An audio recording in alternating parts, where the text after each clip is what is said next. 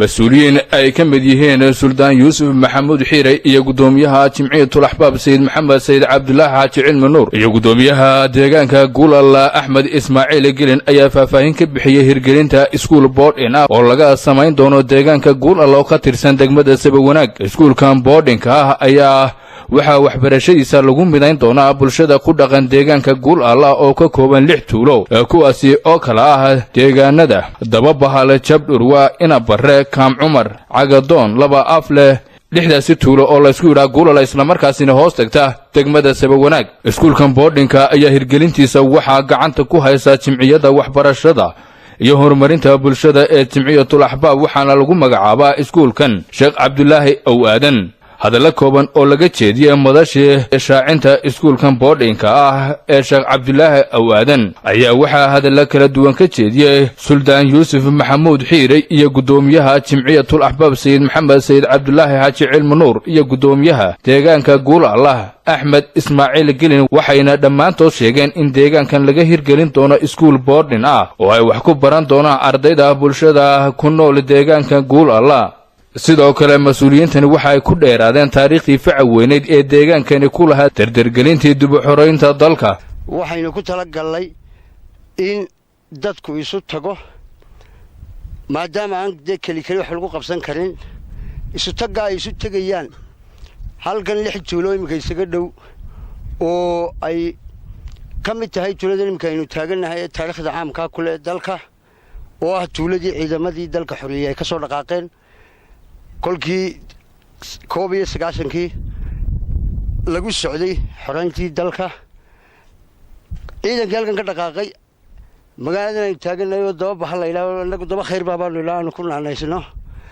walaakiin la magacaasi caan u yahay loo yaqaano waqtiga ciidankii halkan ka dhaqaaqay isagoo duban buu ku jiraa rikoorka yani ay yaalay imika Jamhuuriyadda Soomaaliland oo hadiya gurba loo soo qaatay taariikhda la soo daaya ciidamadii xoriyay magaalada Berbera oo hayd halkii dalka laga qabsaday waa halkii ay ka tageen deegaankan imika aanu taaganahay ayaa waxaanu ku tala galay hadii alla yiraahdo inaanu 6 tuulo isu dhaweey kamid tahay tuuladaanu joognaa meel aanu isugu keenno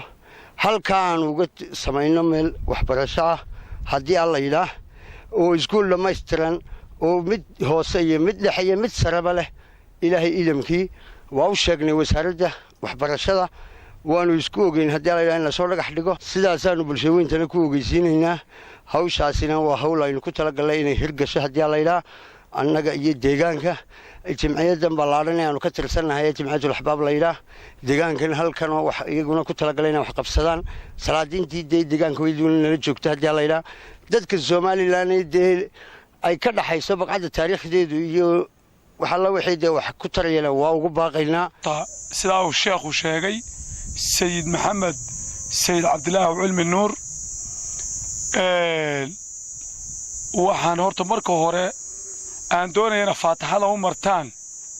oo mujaahidiintii ku geeriyootay jihaadkii adka iyo taraagii dheeraa ee halkan soo marnay ilaahay waxaanu ka baryaynaa ilaahay ha u naxariisto ilaahay waxaanu ka baryaynaa ilaahay ha u naxariisto kuwa ku dhaawacmay lafahoodii ku waayeen ilaahay waxaanu ka baryaynaa in ilaahay caafimaad siiyo kuwa nool sharaf iyo ciise baynu rajaynaynaa inta ducada haddaan kaga baxo waxaan doonayaa 2 qodob oo kooban inaan halkan ka sheego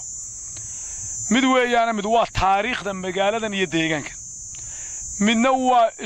waxbarashada iskuulka boardingka ah ee 6 tuule ee isku dhow aan ugu tala galnay inay deegaankan ay ka furanto 3 goor hore madaxweynaha Jamhuuriyadda Soomaaliland waan u bandhignay wasaaradda waxbarashadana imikana waa u sheegnay horena waa ugu sheegnay waana ka ballansanahay waana imanaysaa hadii la yiraahdo taas waa tacaynkaas intaanan mujaahidiinta iyo nidaamka hawlahan kale iyo taariikhda meeshan u gelin maxaa la doonayaa baa la isweydiinay horta maxay tahay ujeedada laga leeyay ay jimciyada ahbaab oo anigu baan ka mid ahay iyo deegaanka iyo qaranka Soomaaliland amba aqoonyahankan iyo culimadani maxay ka doonayaan meeshan waxay ka doonayaan dhallaanka yaryar kuwa yaryar inta la leeg ee biyaha ina ay wax ka dhigtaan oo mustaqbalkooda iyo aayahooda ka takasano soo socda iyo 10 sano soo socda iyo 20 soo socda laga fikirayo tuulayaasha haddaan magacyadooda sheego waa koow daba bahalo joogno waa kaam cumar waa cagadoon waa jabruwa waa ina barre waa laba afle inta waxaynu doonaynaa haddaynu tuulo walba iskuul ka samayno u taageermin waxa la doonayaa intaasoo isku mid ah oo mid walba 20 arday laga soo qaaday amba 30 arday amba 40 arday inaynu isugu keenno halka imika inaga dambaysa oo aynu ka jeexi doono taariikhdii SNM aynu ku xusi doono oo maadaama ay halkan dheer iyo magaalada soo gashay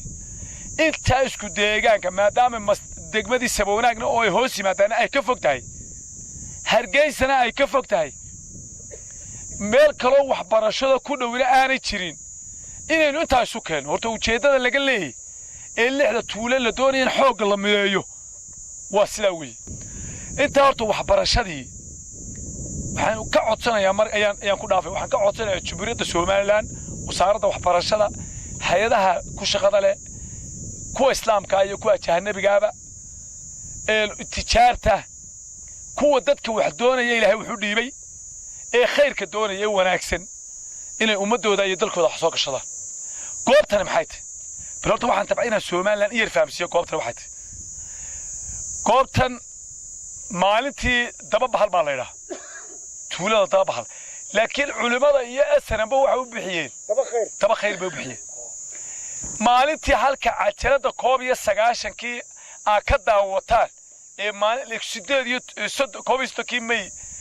ee habeenkii dhaweeyay laga soo daayay 19 May laga soo daaya ee dhaga weyna ka hadlayo mujaahidkaas ku jirana imika horta geedku ka hadlayo waa kan madaxweynaha ayuu bal badiyar ka codsanayna hadaan deegaanka lahay horena waanu sheegay oo habeen ka sumadle nimankii berigii hadee been maayo xerada ciidanka ku dagaalamay markii laga hadlayay habeenkii laga hadlayay ayaan warqad u dhiibay madaxweynaha arji aan ku ogeysiinayo madaxweynuhu annagoo baqlayna ayuu yiri horta madaxweyne daweynu soo gaari kari weyno adna wada soo gaari kari weydi ana waa ku soo gaari kari weyne sidii uu bal madaxweyne horta lahay sidii baan hawshii kaagu sugaynaa dalka iyo dadkaba wax badan baad u qabatay ini barakalana waanu ka Ilaahay waanu kaaga baryaynaa sida madaxweyne aduguna lagu aqbal oo waliba ku daba soco amarka cidaad siiso intaad nooshay ku daba soco dekada iyo mashaariicda laga soo furay dawladda waanu ku raacsanay Maxamed Shiciir Axmed TV qaranka Soomaaliland deegaanka Guul Allah sabab wanaag